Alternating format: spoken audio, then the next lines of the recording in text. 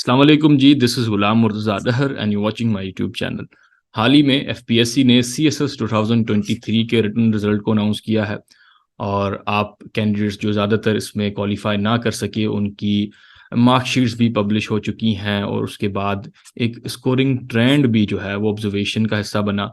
ये ऑब्जर्वेशन मैंने कुछ दिन पहले सीएसएस इंग्लिश ऐसे की लाइव क्लास कंडक्ट हो रही थी तो बच्चों के साथ ये ऑब्जर्वेशंस मैंने वहाँ पे शेयर की और लाजिम है वही बातें इस चैनल के ज़रिए आपके साथ शेयर हों, क्योंकि सीएसएस का एक डार्क ट्रुथ है, एक डार्क रियलिटी है जो अक्सर आपसे छुपाई जाती है, वो आप तक बात पहुँचाना लाज़मी है, क्योंकि अब अगर ये जर्नी आप कंटिन्यू रखना चाहते हैं या ये रिस्क रहना चाहते हैं सीएसएस की प्रिपरेशन का, तो आपको इसकी अनसर्टेनिटीज़ का भी पता होना चाहिए। अच्छा, जहाँ तक क्लासेस की बात है, जो बच्चे अक्टूबर बैचेस में इनरोल होना चाहते हैं, इंग्लिश एसे का नेक्स्ट बैच स्टार्ट होगा, करंट और पाकिस्तान अफेयर्स की क्लासेस स्टार्ट होंगी और आप जनरल एबिलिटी के रिकॉर्डेड सेशन में इनरोल हो सकते हैं। उसके लिए मेरे कोऑर्डिनेटर से इस व्हाट्सएप नंबर पर रब्ता करें, वो आपको इन्फॉर्म कर दिया गया। सीएसएस 2023 के रिटन रिजल्ट को देखते हुए अगर स्कोरिंग ट्रेंड को देखें तो सबसे पहले कंपलसरी सब्जेक्ट की बात आ जाती है। इंग्लिश ऐसे में वही पिछले सालों की तरह ट्रेंड था। 12-15 नंबर कैंडिडेट्स को दिए गए, फिर कुछ को जो है 20s में नंबर, कुछ को 30s में नंबर और कुछ को 40s एंड 50s में नंबर। अब 12-15 वाले कैंडिडेट्स वो हैं जिन्होंने टॉपिक ही नहीं समझा। 20-30 वाले वो कैंडिडेट्स होते हैं जिन्होंने जस्टिफाई नहीं की अपनी आउटलाइन, और 40s वाले वो होते हैं जो ऐसे अच्छा अटैम्प्ट करके आते हैं, उनको कोहेरेंस का पता है, आइडियाज़ को जो है यूनिफाइड करके हर एक पैराग्राफ में लिख के आए हैं, लैंग्वेज डिस्कोर्सेज पे उन्होंने काम किया हुआ है, इंट्रोडक्शन में उन्होंने जो है अपना स्टांस लिया है उसको वहाँ पे मेंशन किया है थीसिस स्टेटमेंट के ज़रिए, उसके अलावा हुक बनाया है। तो वो सारे जो भी राइटिंग से लेके आपसे एक्सपेक्टेशंस होती हैं वो अगर आपने फुलफिल की हैं तो 40s एंड 50s में आपका स्कोर आया है। सो ये इसी साल भी ये ट्रेंड देखने को मिला है। अब एक ख़ास बात ये थी कि इस साल हमने जो भी मेरे पास बच्चों ने डीएमसीज़ भेजी हैं, ज़ीरोज़ जो हैं वो मुझे देखने को नहीं मिले, जो ह्यूमन डिग्निटी के खिलाफ हैं, होना भी नहीं चाहिए। अब एग्ज़ाम में 2 तरह के कैंडिडेट्स अपीयर होते हैं। एक इंग्लिश ऐसे की अगर बात करें तो इसमें इस साल भी कुछ ऐसे स्टूडेंट्स थे जो नाइव थे, पहला अटेम्प्ट था और ऐसे की प्रैक्टिस ही नहीं की थी। मैं अपने स्टूडेंट्स की बात करूँ तो वो इवैल्यूएशन उन्होंने बिल्कुल नहीं कराई थी, सिर्फ़ क्लासेस ले ली थी, उसके बाद पहला ऐसे जाके उन्होंने एग्ज़ाम में ही लिखा था। विदाउट इवैल्यूएशन ऐसे सिर्फ़ कहानी नहीं है, आप सुन के नहीं सीखते। प्रैक्टिस अगर आपने नहीं की, वैल्यू नहीं करवाया तो फिर आपका ऐसे उस पास होने के चांसेस कम ही रहते हैं। सो उन कैंडिडेट्स की भी तैयारी जो है वैसी ही होती है जो आप किसी मूवी देख के जो है उसको फिर भुला देते हैं। जब तक आप उस पे काम नहीं करेंगे वो फिर आपका पास होना नहीं है। तो उनके भी 12-15 में नंबर्स थे। लेकिन ऑन द अदर हैंड कुछ ऐसे कैंडिडेट्स थे जो वेल ट्रेन्ड थे और उनका यहाँ पे 2 तरह का रिज़ल्ट आया है। मेरे 2 स्टूडेंट्स जो हैं जो जिनका यहाँ पे मैं एग्ज़ाम्पल मेंशन कर रहा हूँ, नाम मैं उनके नहीं लूँगा। दोनों दोस्त थे, एक साथ जो है मेरी एक बैच में एनरोल हुए थे, ऐसे एक ही बैच में, और उन्होंने एक साथ ही इवैल्यूएशन करवाई थी। एक की तैयारी जो है दूसरी के साथ अगर कंपेयर करूँ तो एक जैसी थी, एक्स और वाई अगर उनको मैं नाम दे दूँ एक हाइपोथेटिकल, तो एक जैसी तैयारी थी। एग्ज़ाम में सरप्राइज़िंगली एक ही टॉपिक पे ये जो है ऐसे लिख के आते हैं ऑनलाइन लर्निंग के ऊपर, दोनों की आउटलाइन में मेजर हेडर्स भी इस तरह से कि ऑनलाइन लर्निंग जो है कन्वीनिएंट किस तरह से है, ट्रेडिशनल क्लासरूम के कंपैरिजन में 7, 8, 10 उन्होंने आर्गुमेंट दिए, उसके बाद हर्डल्स बताए, देन सॉल्यूशंस बताए दोनों की। क्योंकि मैंने उनको ये चीज़ें सिखाई थी कि अच्छा टॉपिक को आइडेंटिफ़ाई करें कि अगर वो टॉपिक कोई एक ऐसी चीज़ है जो सोसाइटी में होनी चाहिए, एसेंशियल है या कोई प्रॉब्लम है, तो इन दोनों के कैटेगराइज़ेशन में किस तरह की ब्रांचिंग होनी चाहिए। तो एक तरह की तैयारी, एक तरह के इवैल्यूएशन में भी उनकी मार्क्स एक जैसी आती थी। तो रिज़ल्ट जब फाइनल आया तो एक्स के नंबर आए हैं जी 15 और वाई के नंबर 15 नहीं आए थे जी, इसके 23 नंबर आए थे और वाई के नंबर आए हैं 40। अब ये जो है इसलिए होता है, ये जो आपका एक वेल ट्रेन्ड कैंडिडेट होता है ना, वो अज़्यूम कर लेता है पेपर करते हुए कि उसका स्कोर कितना आना चाहिए। अगर आपने 11 पेपर्स में अपनी कैलकुलेशन के हिसाब से स्कोर गेन किया है और ऐसे में आप फेल होते हैं, इसके बावजूद कि आपकी अच्छी तैयारी थी, तो आप ने ना एक तरह से डिसहार्ड नहीं होना, क्योंकि एग्जामिनर एफपीएससी में हर सब्जेक्ट के मल्टीपल होते हैं, ऐसे के भी 4-5 एग्जामिनर होते हैं और हर किसी के पास पेपर्स जो हैं डिवाइड होके जाते हैं। मिसाल के पास तो तौर पे अगर 12,000 पेपर हैं तो 3-4 हज़ार एक के पास, 3-4 हज़ार दूसरे एग्जामिनर के पास, 3-4 हज़ार चौथे के पास, तो कोई एक एग्जामिनर ऐसा होगा जिसने पेपर्स जो हैं ईमानदारी से चेक नहीं किए होंगे, अनफेयर तरीके से चेक किए होंगे। This is a dark reality of CSS. ये आपको अनसर्टनिटी जो है वाली बात लोग छुपाते हुए नजर आएंगे। मैं अपने स्टूडेंट्स को अक्सर ये बात बता देता हूँ कि ये हर पेपर के साथ आपका ये होता है। मिसाल के तौर पे एक कैंडिडेट जिसने 12 में से 10 के अपने सब्जेक्ट्स में जो उसने पेपर में एनालिसिस किया उतने नंबर आते हैं, दो में जो है वो बिल्कुल क्या डल हो गया, तो ये पॉसिबिलिटी नहीं है। यहाँ पे ये लक वाला फैक्टर इसलिए आ जाता है कि आपने अपनी एंड पे परफॉर्मेंस सही दी है, लेकिन आपका पेपर किसी एक ऐसे बंदे के पास गया है जिसने आपका पेपर फेयर तरीके से चेक नहीं किया, और ये ऐसे के पेपर में देखने को मिला है इस साल भी। उसके अलावा इंग्लिश परसी की बात करें तो इस पेपर में बच्चों ने जो मार्कशीट मुझे भेजी उसमें फेलियर रेशो यहाँ पे भी नज़र आया, लेकिन एक ऐसा जो है सरप्राइजिंग नंबर था, 39 पे ज़्यादातर कैंडिडेट्स को फेल किया। ये वो वाले बच्चे थे जो अच्छे थे, अच्छे से तैयारी की थी, उसके बावजूद एक नंबर से इनको फेल किया गया है, और जो पास हुए हैं वो 40s में हुए हैं। एक्स्ट्रा ऑर्डिनरी जो स्टूडेंट्स थे उनका 50s में स्कोर था। यहाँ पे जीके के तीनों पेपर्स की बात करें, ये आपने 120 स्कोर लेना होता है इसमें। अब ये पेपर हो रहे थे क्योंकि जनरल एबिलिटी की भी हमारी जो है ऑनलाइन जो क्लासेस होती हैं उसको अब रिकॉर्डेड फॉर्म में हम दे रहे होते हैं। तो ज़्यादातर पिछले साल में जो बच्चे इसमें एनरोल हुए थे वो सिर्फ रिकॉर्डेड सेशंस में एनरोल हुए थे, 24 लेक्चर्स में पूरा एबिलिटी का कोर्स, मैथ्स का कोर्स, साइंस नहीं जी, मैथ्स का कोर्स कवर होता है। तो जब पेपर हो गया तो ज़्यादातर बच्चों की क्यूरीज आ रही थी कि सर ये पेपर तो बहुत रिलेटिवली डिफिकल्ट था का पिछले सालों में से, तो एक्सपेक्ट ये किया जा रहा था कि हो सकता है जनरल एबिलिटी के पेपर में या जनरल साइंस एंड एबिलिटी के पेपर में स्कोर कम आए। लेकिन जब रिजल्ट आया तो यहाँ पे एक तो टारगेटिंग हुई है पाकिस्तान अफेयर्स के पेपर में बच्चों का 24, 20, 25, 26 स्कोर, 16 स्कोर, इस तरह से स्कोर था, और कुछ का जो है 50s में स्कोर था, 40s में स्कोर था। करंट अफेयर्स में अच्छा स्कोर रहा है 40s एंड 50s में। लेकिन एबिलिटी के पेपर में जो एक्सपेक्ट किया जा रहा था कि इसमें टारगेटिंग होनी है, इसमें उस तरह से टारगेटिंग नहीं हुई। रिलैक्स रखी गई है चेकिंग, 40s और 50s में स्कोर था बच्चों का। और ज़्यादातर जो मुझसे पढ़ चुके थे बच्चे मैथ वाले, तो उनके 40 मार्क्स वाले पोर्शन में ना 30 तक स्कोर जो है मैंने जो है अज्यूम कर लिया था कि आ जाना, क्योंकि एक सवाल ऐसा था कि एक दो सवाल ऐसे थे जो ट्रेंड से हट के आए थे। तो यहाँ पे लेकिन जब रिजल्ट आया तो जनरल एबिलिटी में स्कोर उस तरह से कम नहीं आया। कम जो स्कोर आया है वो पाकिस्तान अफेयर्स में कम आया, और ये वहाँ पे भी लक वाला फैक्टर अप्लाई हो गया है। आपका पाकिस्तान अफेयर्स का पेपर, मेरे पास जो स्टूडेंट्स पढ़ रहे थे उनमें से काफ़ी ऐसे स्टूडेंट्स हैं जो फिर अपनी जो है ना पेपर के बाद तासुरात शेयर कर देते हैं। एक स्टूडेंट ने कहा कि जो ऑलरेडी मैं उनकी कॉपीज भी चेक कर चुका था, ऑलरेडी वो मॉक्स भी दे चुके थे, मॉक्स में 60s में नंबर आते थे, ना सिर्फ मेरे पास, मल्टीपल अकेडमीज के पास वो जा चुके थे मॉक्स देने के लिए। और उन्होंने जब पेपर दिया तो बताया कि सर मेरे 15 एमसीक्यू सही हैं और 4 सवाल वही हैं जो हमने टॉपिक्स ऑलरेडी पढ़े थे। और उसमें आपका यूक्रेन का टॉपिक आ गया, आपकी पाकिस्तान की जियो स्टैटिक लोकेशन आ गई, टेररिज्म के ऊपर टॉपिक था। तो वही टॉपिक थे जो ट्रेडिशनल प्रिडिक्टेबल टॉपिक थे। ऑलरेडी मैंने एक लेक्चर भी बना के बच्चों को भेजा था कि इस पे टॉपिक्स आपकी आएंगे। सो एक कैंडिडेट ने जो है ये बताया कि उसके 12-15 एमसीक्यू सही थे और सब्जेक्टिव पोर्शन भी सही। दूसरे कैंडिडेट ने भी ये बताया, मल्टीपल कैंडिडेट्स की जो है ना टेस्टिमोनियल्स आ रहे थे कि सर पेपर जो है हमारा बहुत अच्छा हुआ है। अब जब रिजल्ट आया उसमें से जो है बहुत अच्छे जो कैंडिडेट्स थे उनमें से एक के नंबर जी आए हैं 25 और एक के आए हैं 52। तो यहाँ पे अगेन वही बात अप्लाई हो जाती है, ये जिसके 25 नंबर आए हैं उसने 15 तो एमसीक्यू किए हैं, क्या पूरे पेपर में 10 नंबर? तो ये वैसे ह्यूमन इंटेलेक्ट जो है इसको वैसे कबूल तो नहीं करता। उस बच्चे को मैंने कहा कि आपने डिसहर्ट नहीं होना, आपने पेपर अच्छा किया था, आपने सवाल डिस्कस किए बाद में, मुझे अंदाजा है क्योंकि आपके मॉक मैंने देखे हैं। और दूसरे जिस बच्चे के 52 आ गए, इन दोनों की एक जैसी तैयारी थी। ये मैं ट्रेंड इसलिए बता रहा हूँ, ये ज़्यादातर मार्कशीट्स में इस तरह से था। 40s और 50s भी बच्चों के हैं और 20s में भी उन्होंने स्कोर दिए। जो 20s में जिनके स्कोर आप देख रहे हैं ना मार्कशीट में, वो उस तरह के चेकर के पास गया है जिसने फिर उस पेपर को देखना भी सही से गवारा नहीं समझा। मिसाल के तौर पे अगर 3 पे चेकर्स हैं वो जस्ट तरीके से चेक कर रहे हैं और एक जो चेकर है वो फिर 20s में बच्चों को स्कोर दिए जा रहा है, तो वो वाली मार्कशीट्स पे आपको यहाँ पे रिफ्लेक्शन देखने को मिली है। सो ये एक ट्रेंड था, वाज़ेह ट्रेंड था। तो इसी वजह से जो है काफ़ी बच्चे जीके के एग्रीगेट में इस बार फेल हुए हैं। सारे पेपर्स पास हैं, जीके का एग्रीगेट फेल है।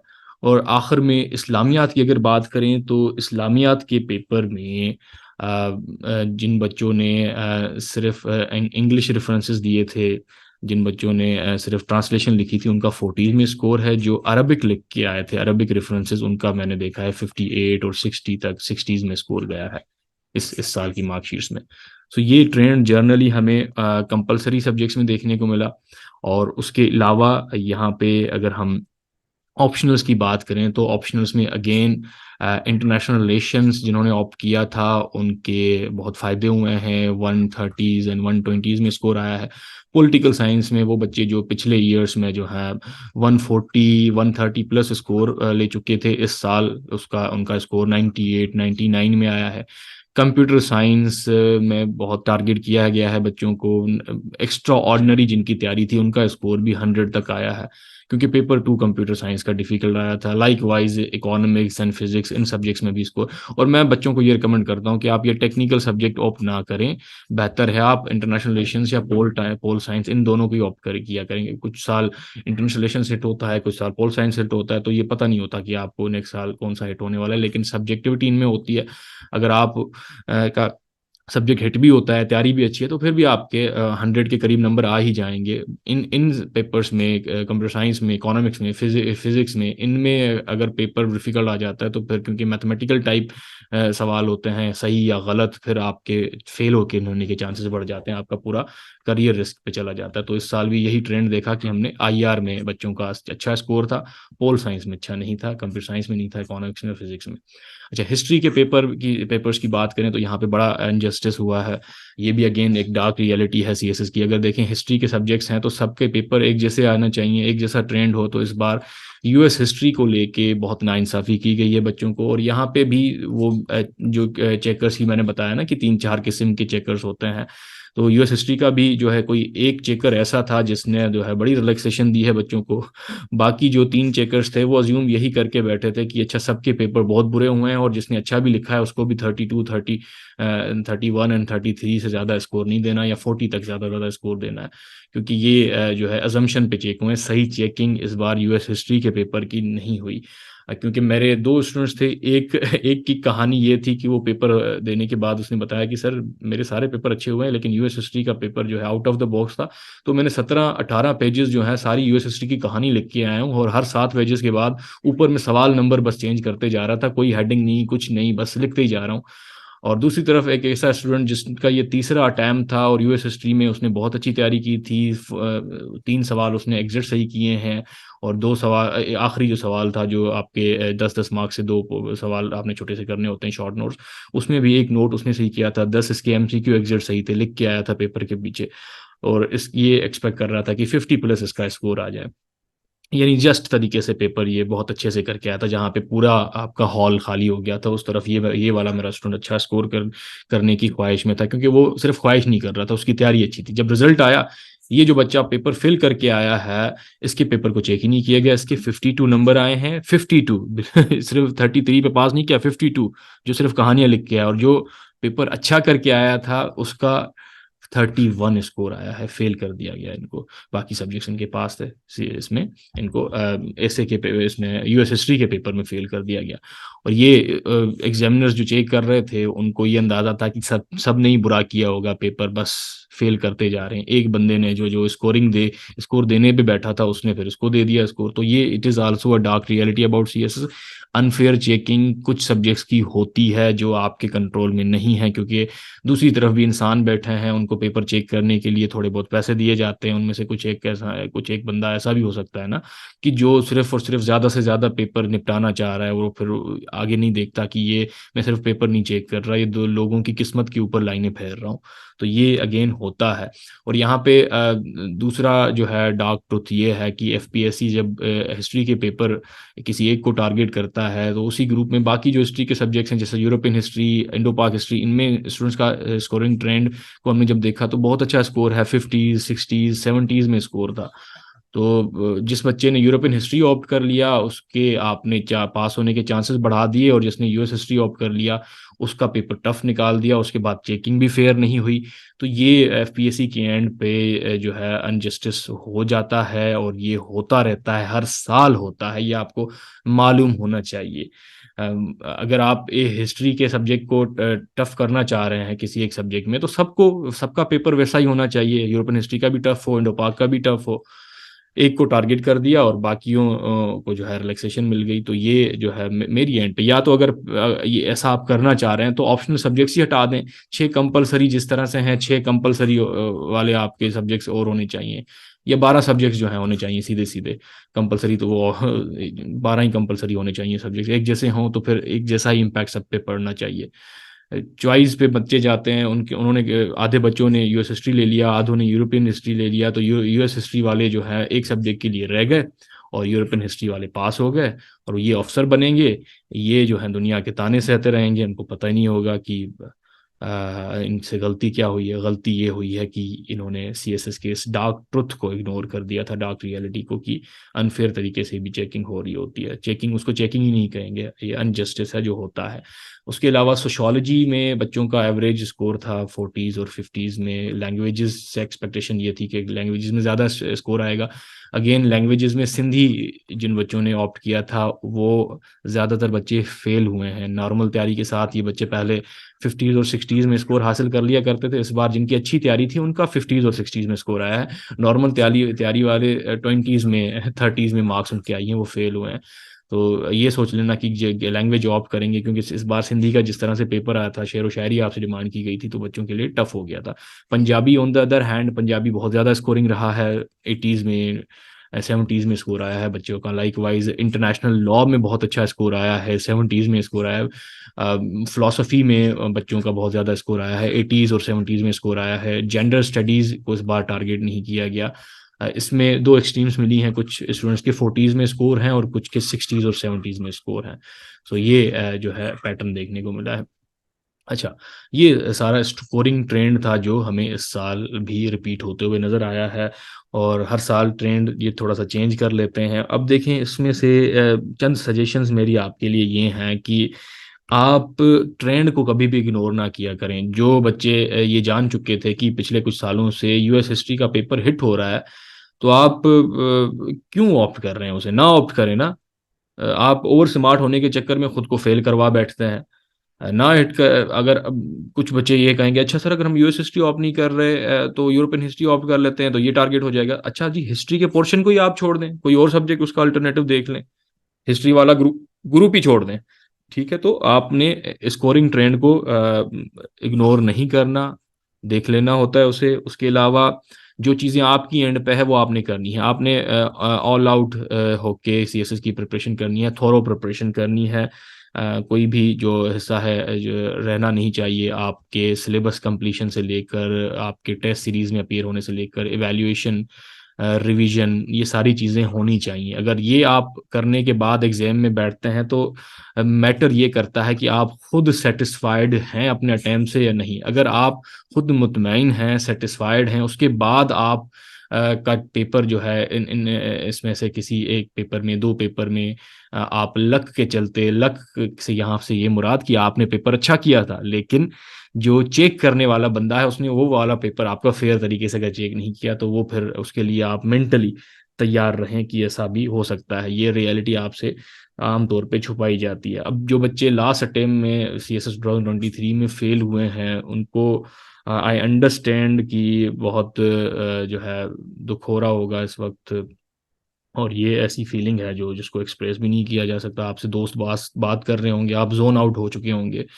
सुनाई नहीं दे रहा होगा कि सामने वाला बंदा क्या बात कर रहा है। सीएसएस के साथ जो रिलेशन था इतने सालों का, वो ब्रेकअप होने में, उससे जो है ना उभरने में थोड़ा सा टाइम लगेगा। I understand. आप अपने नोट्स जो हैं उनसे इमोशनल अटैचमेंट है, वो कोई मांग रहा होगा तो आप शेयर नहीं कर पा रहे होंगे। आपके रिश्तेदार जो हैं वो जो है अभी आपको जज करना स्टार्ट कर देंगे, तो ये आपको चुभ रहा होगा। लेकिन ट्रस्ट मी, लोग जो है सर्विस में आने के बाद भी क्विट करते हैं। बहुत से लोग जो हैं कामयाबी हासिल करने से पहले ही अपनी जान गंवा बैठते हैं। हाल ही में आपने देखा होगा इंटरनेट पे एक बच्चे की जो है ना तस्वीर चल रही थी कि अच्छा उसने सीएसएस एग्जाम तो पास कर लिया, लेकिन कुछ महीने पहले उसकी डेथ हो गई। सो अल्लाह ने उसे कामयाबी तो दे दी, लेकिन जिंदगी उससे छीन ली। आपको अगर आपका जो है ना ख्वाब यहाँ पे पूरा होते हुए नहीं दिखा, आपको कामयाबी नहीं मिली, लेकिन आपके पास लाइफ तो है, दुआएं कबूल नहीं हुई तो खैर है जी, नबियों की दुआएं नहीं कबूल होती, कोई मसला नहीं है। अल्लाह ने जो आपके लिए लिखा है वो शायद इससे बेहतर हो सकता है। आपका ऑफिसर बनने वाला टेम्परामेंट ना हो, आप कंफर्टेबल ना हो, वो फिर आपके रब को ज़्यादा पता है ना। हम ख्वाहिशें तो बहुत सारी कर लेते हैं, हमारी जहाँ तक नज़र जाती है हम वही गोल्स बनाते हैं। अल्लाह जो है वो बियॉन्ड, आपके उस नज़रिए से बियॉन्ड देखता है और आपके लिए बेस्ट प्लान ही बनाता है। सो फेट को एक्सेप्ट करें। अगर आपकी किस्मत में ये चीज़ नहीं है तो भले ही आप अच्छे कैंडिडेट हैं, भले ही आपने अच्छे से तैयारी की, मॉक्स दिए, टेस्ट सीरीज दी, लेकिन एक आधे पेपर जो है वो आपकी कैलकुलेशन के मुताबिक सही से चेक नहीं हुए, अनफेयर तरीके से किसी जालिम चेकर के पास चले गए हैं जिसने कदर नहीं की उस पेपर की और सही से चेक नहीं किया, तो बस ये किस्मत की बात है, इसको एक्सेप्ट करें। और आप क्या क्या कर सकते हैं, रिकाउंटिंग के लिए अप्लाई करेंगे तो वो भी फिर फ्यूटाइल एक्सरसाइज है, उसका कोई फ़ायदा होते हुए मुझे तो नज़र नहीं आता। एफपीएससी अपने एग्जामिनर को कभी भी चैलेंज नहीं करेगी। सो यहाँ पे आपने एक्सेप्ट करना है डेस्टिनी को, आपने मूव ऑन करना है। ज़िंदगी है आपके पास, सक्सेस नहीं मिली तो लाइफ तो है ना, चेरिश करें। अगर पेरेंट्स हैं आपके साथ तो उनके साथ टाइम स्पेंड करें, एक्सप्लोर करें उन चीज़ों को जिनको अब तक आप इग्नोर करते रहे हैं। ठीक है जी।